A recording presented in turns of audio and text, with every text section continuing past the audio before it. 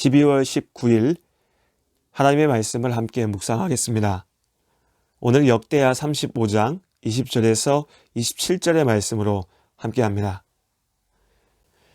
이제 지난 며칠간 우리가 함께 나누었던 요시야 왕의 이야기가 끝을 향해서 갑니다.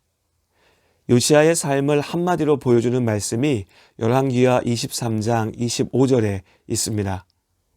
요시야와 같이 마음을 다하며 뜻을 다하며 힘을 다하여 모세의 모든 율법을 따라 여호와께로 돌이킨 왕은 요시야 전에도 없었고 후에도 그와 같은 자가 없었더라.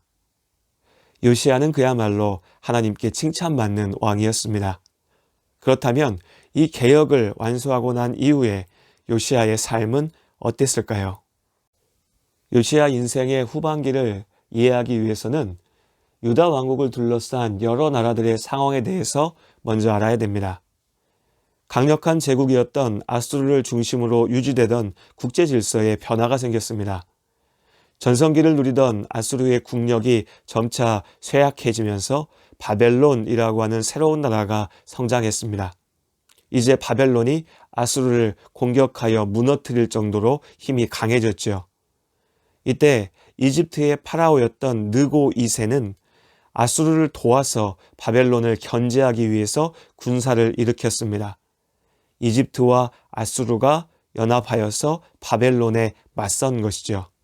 이제 바벨론에 맞서기 위해서 이집트 군대가 남쪽에서 저 북쪽 땅으로 출발합니다. 북상하던 이집트 군대는 유다 땅을 지나야 했습니다. 그런데 유다의 왕이었던 요시야는 이집트 군대가 지나가는 것을 묵인할 수 없었습니다. 자신들의 땅을 그냥 지나갈 수 없다는 것이죠. 결국 전쟁이 벌어졌습니다.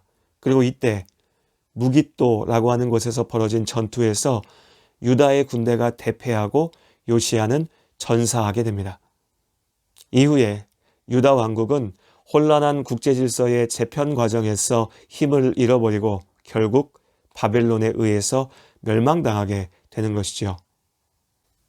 하나님 믿으면 복받는다 라고 생각하는 많은 사람들에게 오늘 요시야의 갑작스러운 죽음은 참 이해하기 어려운 일입니다.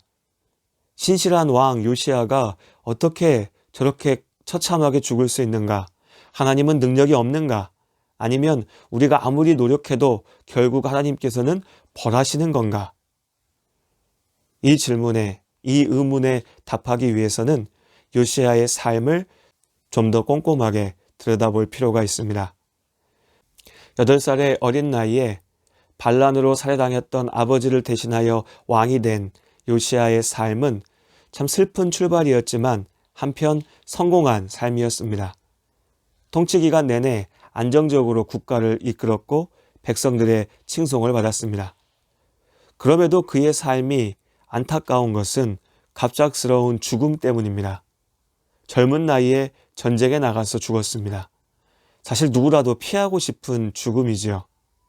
이 죽음의 모습으로 인생을 평가해 본다면 요시야는 분명 실패한 사람입니다. 요시야는 하나님의 뜻대로 살려고 노력했지만 결국은 비명행사한 비참한 인생처럼 보입니다. 그러나 요시야의 갑작스러운 죽음은 하나님의 무능력이나 요시야를 향한 형벌이 아니었습니다. 이미 하나님께서 계획하신 일 가운데 있었고 요시야 또한 그 상황을 알고 있었죠. 우리가 이틀 전에 나눴던 것처럼 성전에서 율법책을 찾게 된 요시야는 그 말씀을 들으면서 옷을 찢으며 괴로워했습니다.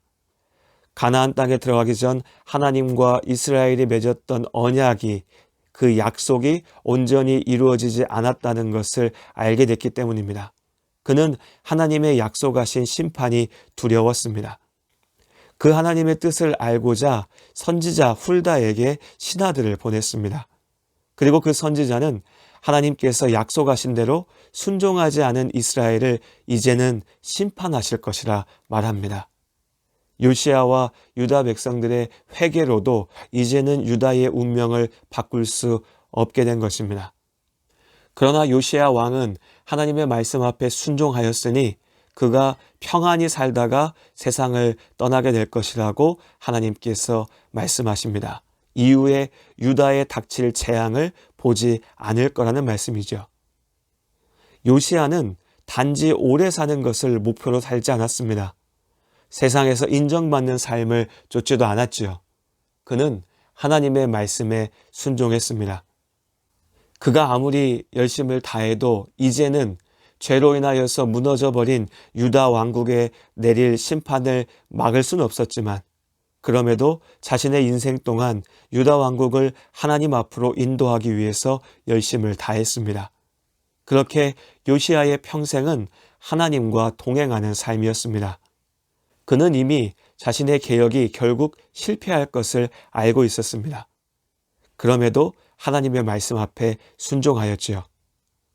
자신이 죽고 난 후 결국 유다는 멸망으로 나아갈 것이지만 자신에게 맡겨진 시간과 자리에서 하나님 앞에 회복된 유다를 세우기 위해서 최선을 다하였습니다.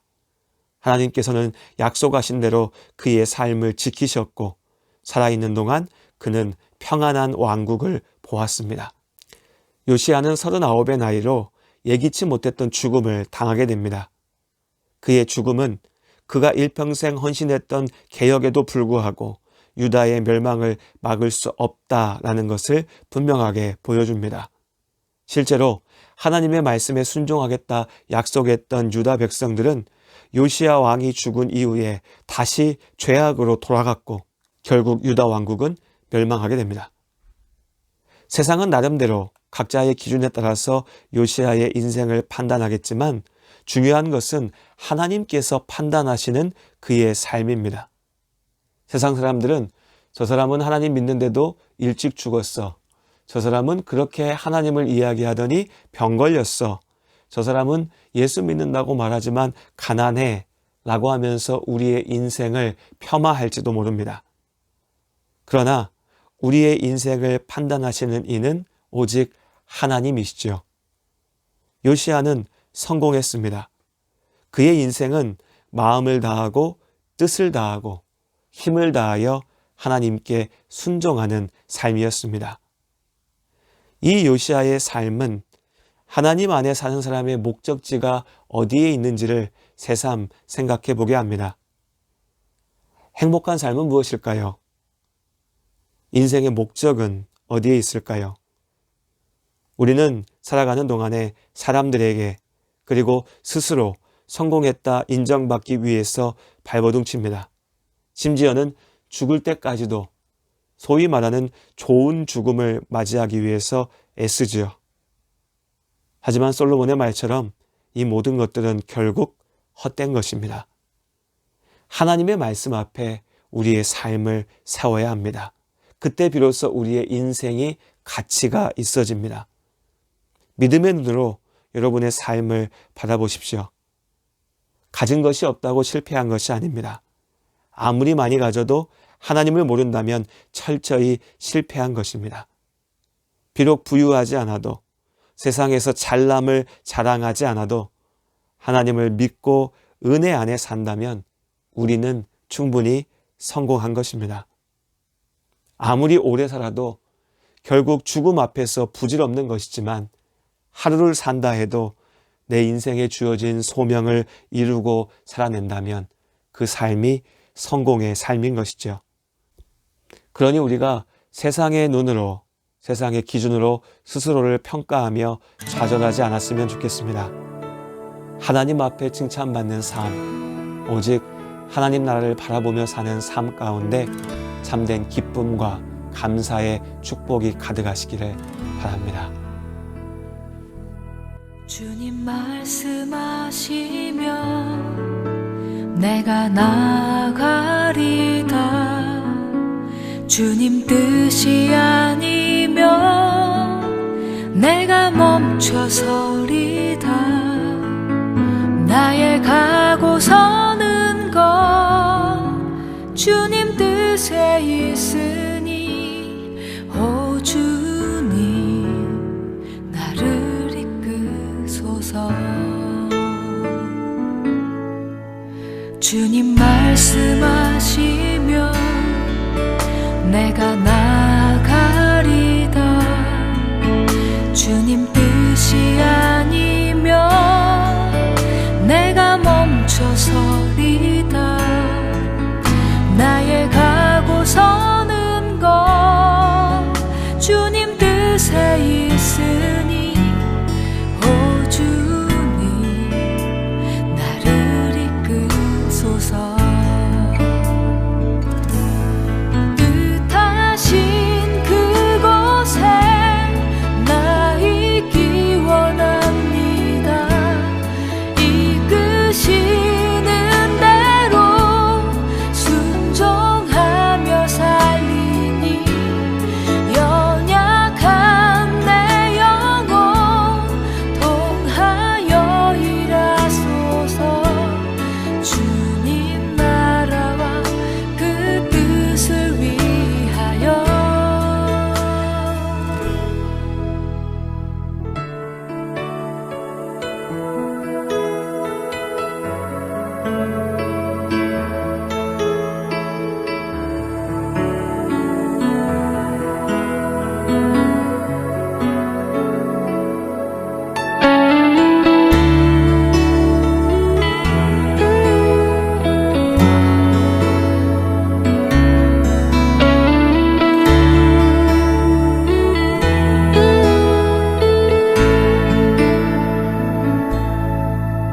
주님 말씀하시면